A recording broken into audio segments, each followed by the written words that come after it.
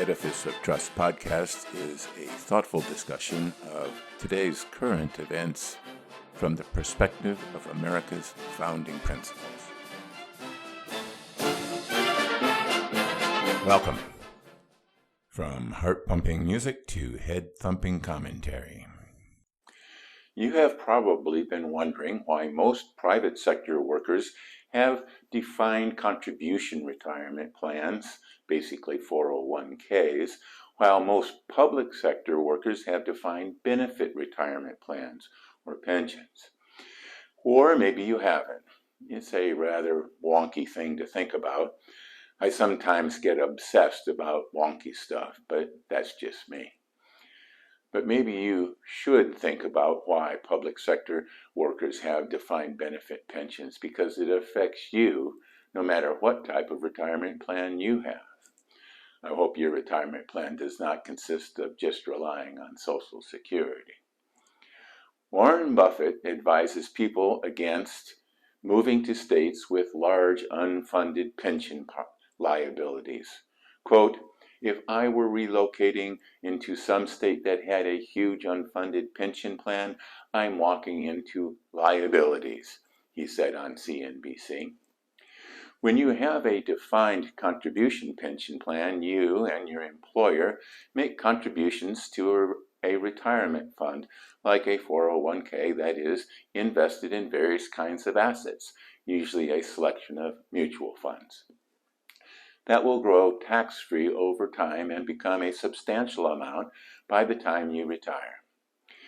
When you have a defined benefits retirement plan, your employer guarantees that you will receive a certain sum of money, calculated based on your years of employment, usually paid monthly after your retirement. The sum of money can also include an adjustment for inflation, or COLA, so that your payment isn't debased over the long years until your retirement. Good employers set aside and invest the funds needed to pay such pensions. You might be thinking, why should I care what kind of pension some other guy has? You may also think, hey, defined benefits plan sounds a lot better than my 401k. I wouldn't mind having one of those instead. But if you work in the private sector, you might be out of luck. Most private sector companies have switched to defined contribution plans. Defined benefits might be great in good times, but when times get tough, many companies have difficulty setting aside the funds needed to honor its current and future pension obligations. Bankrupt retailer Sears claimed that the $4.5 billion it had to pay to fund its pension shortfall impaired its ability to compete. Sears ultimately collapsed into bankruptcy. Well, you might say, that's too bad. But the pensioners were protected by the government's Pension Benefit Guaranty Corporation. So why should I care? As taxpayers, you might be concerned that the PBGC has an accumulated deficit of over $50 billion, which is getting close to the amount of the bailout of Fannie Mae and Freddie Mac that outraged so many people. But the government can print money, so you won't be on the hook for that bailout, although your grandkids probably will. But that is the private sector pension fund problem.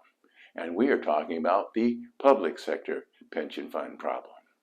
It is true that the federal government can print money to pay for the pensions of the federal employees, but only about 4 million of the 20 million public workers are federal employees. The rest are state and local employees, and state and local governments can't print money. All they can do is tax their residents. And that's why you need to pay attention to Warren Buffett's warning. You are on the hook for those unfunded liabilities, and they are enormous in some cases. Residents of Chicago are on the hook for its unfunded pension liability of almost $47 billion. That's about $43,100 per taxpayer, according to truthinaccounting.org. But that's not all. The state of Illinois has an additional unfunded pension liability of $111 billion, despite spending a quarter of its annual budget on pensions. No wonder people and companies, along with their jobs, are moving out of Illinois. There is something else you need to know before you start running around the country following Mr. Buffett's advice.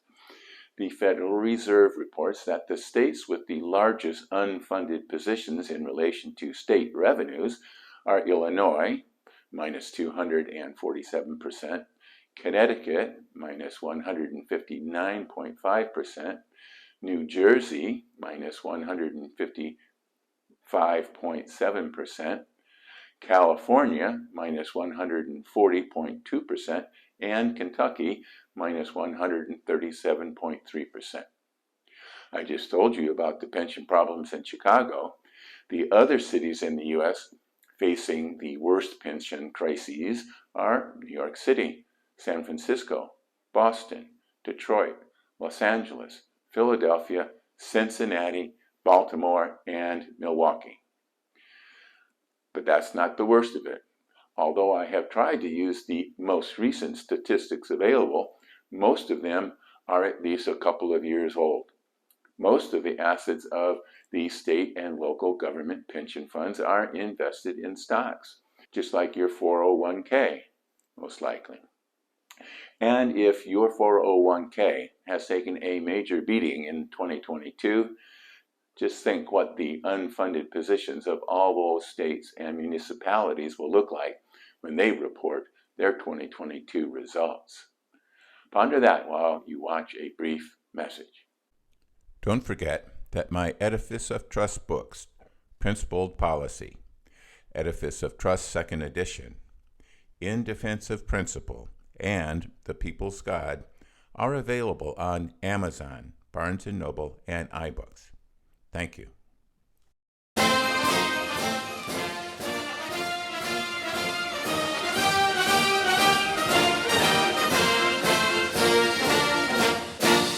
Welcome back. Citizens across America are on the hook for trillions of dollars of unfunded pension plans of various states and municipalities. And it's not just a future financial liability that afflicts the residents of these states and municipalities. The taxes they pay for city and state services goes to retired workers instead, many of whom retire before they are 60 years old. Over the last 10 years in Chicago, funding for pensions increased 239%, while funding for city services only increased 18% over the same period. And a quarter of the Illinois state budget goes to pensions instead of services.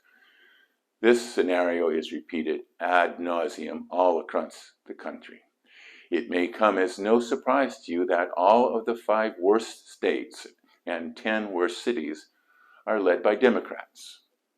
It may also come as no surprise that the unions representing the government workers, such as the Service Employees International Union, SEIU, the American Federation of Teachers, AFT, the National Education Association, NEA, and the American Federation of State, County, and Municipal Employees, AFSCME, make huge political donations to political leaders, almost exclusively Democrats.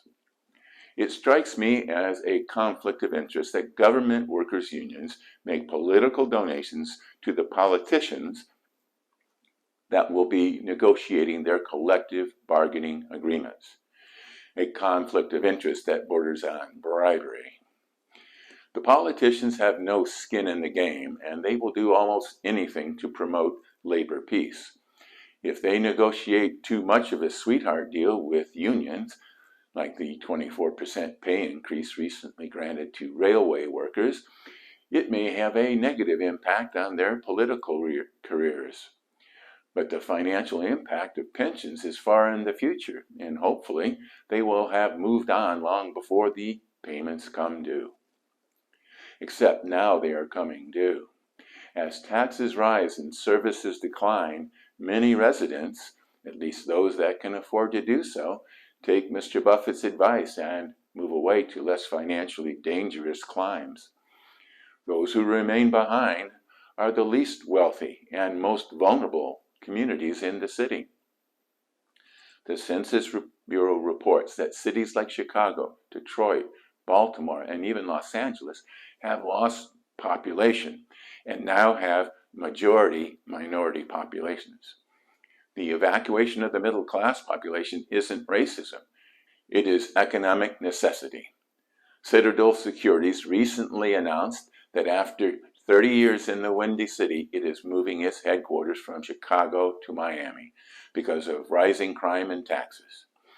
The government workers' unions continue to lobby to protect their benefits, including their defined benefit pensions, even as they strangle the golden goose. It is the remaining residents of these cities that will suffer. Those residents who routinely re-elect Democrats whose policies undermine their well-being need to take charge of their future. The union will fight like hell against the changes. So will the politicians. They have a pretty sweet deal at the expense of residents. Residents in these cities and states need to set things straight and elect representatives that will convert the defined benefit plans to defined contribution plans. Contracts with public sector unions should contain no future payments that can't be quantified. Maybe those reformers might also be interested in doing something about rising crime, failing schools, and deteriorating living conditions. Thanks for watching.